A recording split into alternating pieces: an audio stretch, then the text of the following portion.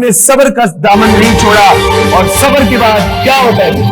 सब्र और बर्दाश्त की एक हद, और उस हद के पार से जब जुल्फ़िकार न्याम से बाहर निकलती है तो वो फतह खैबर के लिए निकलती है। जुल्फ़िकार न्याम से बाहर आ चुकी है और अब ये दुश्मन के खून से चेर होगी।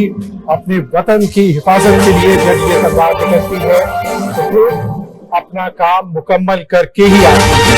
ये हमने पहले कहा था कि ना करो, अगर तुम आगाज करोगे तो अंजाम हमारी मर्जी से होगा।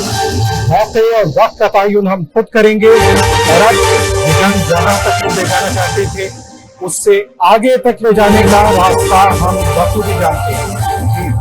तो देखिए, मैं इसमें एक बड़ा अहम मुद्दा आपके सामने रखना चाहता हूं। तो हमने अभी खौफनाक जवाब दिया है बहुत शिद्दत से, तो हमने इंडिया का भार उस पर उल्टाया है। अगर हम गुज़िश्ता 3-4 दिन के हालात पर नजर रखें तो पहले मिसाइल अटैक होता है इन पर, उसके बाद सर्विलेंस ड्रोन भेजे जाते हैं। और आज क्या हुआ? आज हमारे मकरूर दुश्मन ने न सिर्फ मिसाइल स्ट्राइक की बल्कि उसके साथ सर्विलेंस ड्रोन भी भेज दिए। ये इतनी खौफनाक चाल थी, उनका ख्याल था कि हम इन मिसाइल को जब निशाना बनाएंगे तो उसकी सर्विस की जा सकेगी ड्रोन से। लेकिन हमने बड़ी कामयाबी के साथ जो ड्रोन थे उनको मशीन गन से गिराया, और गिराने के बाद कुछ देर में जब तमाम के तमाम ड्रोन हम गिराने में कामयाब हुए तो हमने ये वार, मोदी का वार, उसी पर उल्टाया। और इतनी शिद्दत से उल्टाया कि वो हमारे यहाँ एक मुहावरा है कि हाथ लगा के देखेंगे कि हुआ क्या है। इस वक्त मोदी देख रहे होंगे कि उनके साथ हुआ क्या है, क्योंकि जो चाल थी कि पाकिस्तान का जो डिफेंस सिस्टम है उसको लोकेट किया जा सके, उसको हमारी फोर्सेस ने बड़ी शिद्दत से, जब बड़ी कामयाबी से डैमेज होता है तो फिर रूस का तायन नहीं होता। कमाल कर दिया। और अब देखते हैं तो भारत ने एस्टिमेट किया, और भारत में जो जंगी जुनून है उसको 25 करोड़ आवाम की बात फौज ने सही करने वाली की, और पाकिस्तान के दिफा को और मलिक साहब पठानकोट को मुकम्मल तौर पर तबाह कर दिया गया। खबर की तस्दीक हो रही है और पठानकोट एयरफील्ड को मुकम्मल तौर पर तबाह कर दिया गया। हमारी एयरफोर्स की जो एक अचीवमेंट है कि जो हमारी फिजाई जंग में एक संग मिल की हैसियत रखता है, तो दुश्मन के नापाक कदम को खाक में मिलाने के हवाले से पाकिस्तान एयरफोर्स ने जो इनकी इंस्टॉलेशन है मुकम्मल तौर पर उसको तबाह कर दिया है।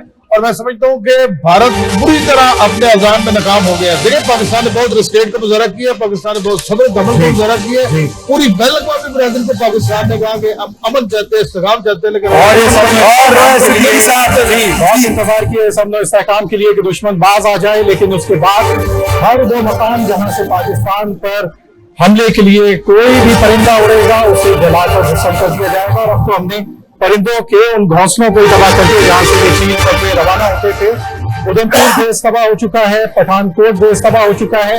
और अगर वहां बैठे हुए लोग और वहां के बैठी हुई आवाम अपने मीडिया के जरिए ये समझती है कि पाकिस्तान में नुकसान हुआ, तो जी, पाकिस्तान पे आपका अटैक जरूर हुआ, पसपा हमने किया। हमारे एयरफोर्स एक्टिव हैं, हमारे लोग बड़ी दिलचस्पी से आसमान पर ये साजिशबाजी के मुजाहिरे को देख रहे हैं। पाकिस्तान ने मज़ीद मक़ामात को निशाना नहीं बनाया। नाज़रीन, आपको बताते चले नस्र मिनल्लाह व फतहन करीब, पाकिस्तान ने भारत आदमपुर ऑपरेशनल देश को तबाह कर दिया गया है। पठानकोट एयरफील्ड पर जारहाना हमला करके तबाह कर दिया गया है। ब्राह्मोस मिसाइल स्टोरेज तबाह कर दिए गए हैं, मजीद टारगेट सेट कर दिए गए हैं, लॉक कर दिए गए हैं, और चंद लम्हों बाद मजीद तबाही के आसार आपके सामने होंगे और आप तक इतलात पहुंचाएंगे।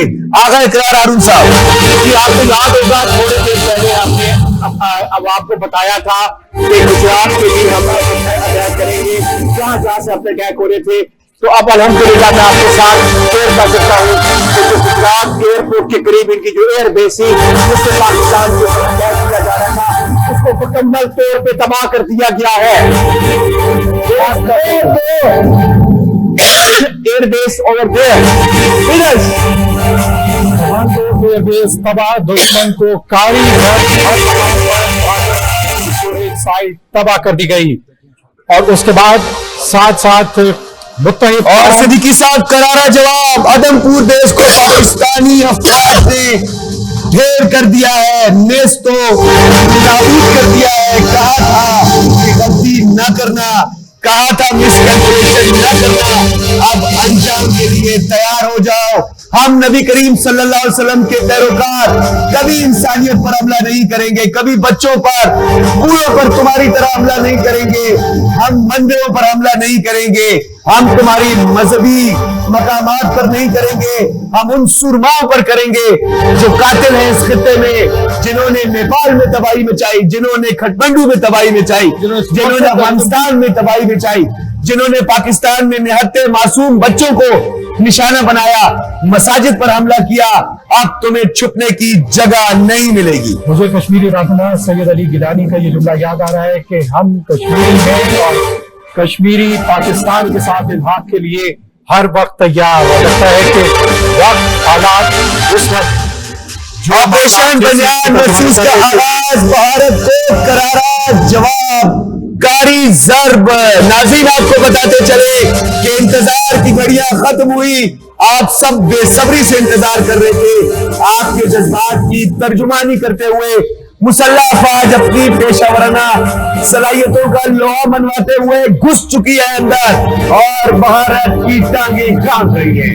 और वहाँ सफे मातम है, देख रहे हैं कि वहाँ एक खूबसूरत आइटम मिला है और मुसल्लह अफवाज की जो अचीवमेंट है, मैं समझता हूँ हाईली कमेंडेबल है। तो पाकिस्तानी कौम की जिस अंदाज में तर्जमानी की है मुसल्लह अफवाज ने, जो पेशेवराना, जिस तरह डॉक्टर साहब ने कहा है कि जो कैपेबिलिटी है हमारी, जो पेशेवराना हमारी सलाहियत है, उसका जिस तरह मुजाहरा किया है, वो असली तारीख में हमेशा सुनहरी अल्फाज में लिखा जाएगा। मैं सिद्दीकी साहब आपसे एक चीज और शेयर कर लूं कि यानी कि हमने कहा था कि हम आपको जितना आपने हमसे किया है उससे ज्यादा हम आपको लुटाएंगे। राजस्थान एयरबेस को भी तबाह कर दिया गया। ब्रेकिंग न्यूज, राजस्थान एयरबेस पर भी हमला कर दिया गया है। आगा इकरार हारून साहब हमारे पास मौजूद है और इस वक्त आगा इकरार हारून इंकशाफात की दुनिया और हालात पर गहरी नजर रखे हुए आपको बताते थे। जो मोदी हम तुम्हें बता रहे थे कि हमें आजमाना मत, हम मुकम्मल तौर पर तैयार हैं, लेकिन आपने हमारी अमन की ख्वाहिश को कमजोरी समझा। अब आप देखें कि पाकिस्तानी शाहीन, पाकिस्तानी धरती के बेटे आपकी सिपा के साथ क्या कर रहे हैं, उस फौज के साथ क्या कर रहे हैं जिसने पाकिस्तान पर नजर बद डाली थी। और इस वक्त इंडिया में हर तरफ मातम है और पाकिस्तान की सड़कों पर जश्न है।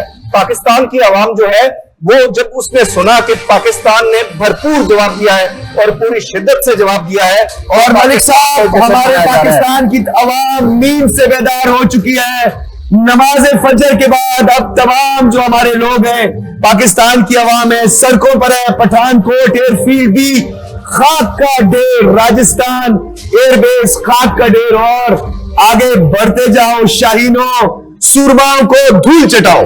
और फजर की आजान के बाद पाकिस्तान की मसाजिद से अल्लाह अकबर की सदाएं, पूरे पाकिस्तान में लोग कलमा पढ़ते हुए, जोश से नारे लगाते हुए, अपनी यकजहती का मुजाहरा करते हुए, दिफाए वतन के लिए अपने जवानों का हौसला बढ़ाते हुए, ये जवान जो पाक फजाओं की पासबानी के लिए भी कमर बस्ता हैं, कुर्रे अर्ज के हर हिस्से में जो पाकिस्तानी जहां भी बसता है उसका दिल पाकिस्तान की धरती के साथ, अपने घर के साथ धड़कता है।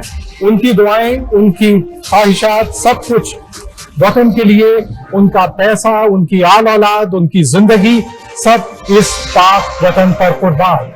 और सिद्दीकी साहब संदूर को धोते हुए, संदूर को साफ करते हुए बनियान मरसूस ने एंट्री दी है और इस वक्त भारत में सफे मातम है। और आपको बताते चले कि पाकिस्तान ने भारतीय जारियत का भरपूर जवाब दिया है, दंडान शिकर जवाब दिया है। बिखरा मिसाइल पाकिस्तान की सरजमीन से रवाना हुआ है और दुश्मन के नापाक नज़ाइम को अल्हम्दुलिल्लाह मिलाने के लिए बर्फ रफ्तारी से उसकी तरफ रवा। कड़कती बिजली की तरह आसमान से जब ये मिसाइल गिरे तो वहां ना पठानकोट रहा, ना उधमपुर रहा, और इन तमाम बेसिस को तबाह करने के बाद मजीद इलाकों से भी खबरें मौसूल लगातार होती जा रही हैं। और ये वो खबरें नहीं है जिसका प्रोपेगेंडा है, ये तमाम तक सबूत और आलमी में भी ये तमाम मनाजिर होंगे कि अपने दिफा से गाफिल नहीं थी, लेकिन जब दुश्मन ने इसे मजबूर किया तो फिर घुस के मारने का सबूत दिया। और बिल्कुल सिद्दीकी साहब, हम भड़के नहीं मारते, हम सच कहते हैं और हम सच्चाई पर यकीन रखते हैं। घुस के मारेंगे, खूब मारेंगे, धुलाई होगी और धूल चटाएंगे। राणा शहजाद सलाम हमें कुछ अपडेट देंगे आगा साहब, उसके बाद मजीद हम आगे बढ़ाएंगे। जी राणा शहजाद, इस वक्त आप क्या हमसे अल्हम्दुलिल्लाह। जी जुबैर, अभी हम अपने नाज़रीन को पाकिस्तान टेलीविजन न्यूज की स्क्रीन पर एक्सक्लूसिवली पाकिस्तान की तरफ से जो भारत की नंगी जारहियत के जवाब में जवाबी कार्रवाई की गई है, ये जो हम मिसाइल सिस्टम दिखा रहे हैं जिसमें भारत ने तबाही मचा दी है, मैं आपको बताता चलूं कि ये फतेह 1 मिसाइल सिस्टम है। जिसकी अभी हमने चंद दिन पहले ही इंडस जो हमारी बड़ी फौज की मश्क जारी है उसमें हमने इस सिस्टम का कामयाब तजर्बा किया था। 120 किलोमीटर इसकी रेंज है और इसने भारत में जाकर भारत के तमाम एयर डिफेंस सिस्टम को मुकम्मल नाकाम बनाते हुए अपने अहदाफ को बड़ी कामयाबी से निशाना बनाया है। और ये फतेह 1 मिसाइल जो लॉन्च किया जा रहा है, जो हम अपनी टेलीविजन स्क्रीन पर एक्सक्लूसिवली नाज़रीन को बता रहे हैं कि जिसमें हमारी जवाबी कार्रवाई में मरकजी किरदार अदा करते हुए भारत के अंदर जो बेसिस हैं, एयर बेसिस हैं, उनमें तबाही मचा दी है। और इस ऑपरेशन का नाम ऑपरेशन बुनियानुल मरसूस, ये कुरान मजीद की आयत से दिया गया है, जिसका मतलब है कि जब जंग मुसल्लत कर दी जाए तो पूरी मुसलमान कौम एक आनी दीवार की तरह इकट्ठी होकर जो है वो दुश्मन को कारी ज़रब लगाती है। और भारत ने जो एक ऑपरेशन सिंदूर शुरू किया था, अब मैं पहले भी अपने मुख्तलिफ दीपक में बयान कर चुका हूं कि हमने इसको ऑपरेशन विधवा बना दिया है। और इस वक्त ये फतेह 1 मिसाइल जो लॉन्चिंग पैड से इंडिया की तरफ हम जाते हुए दिखा रहे हैं, इसने भारत के उधमपुर राणा साहब, आप हमारे साथ मौजूद हैं, मौजूद रहेंगे आप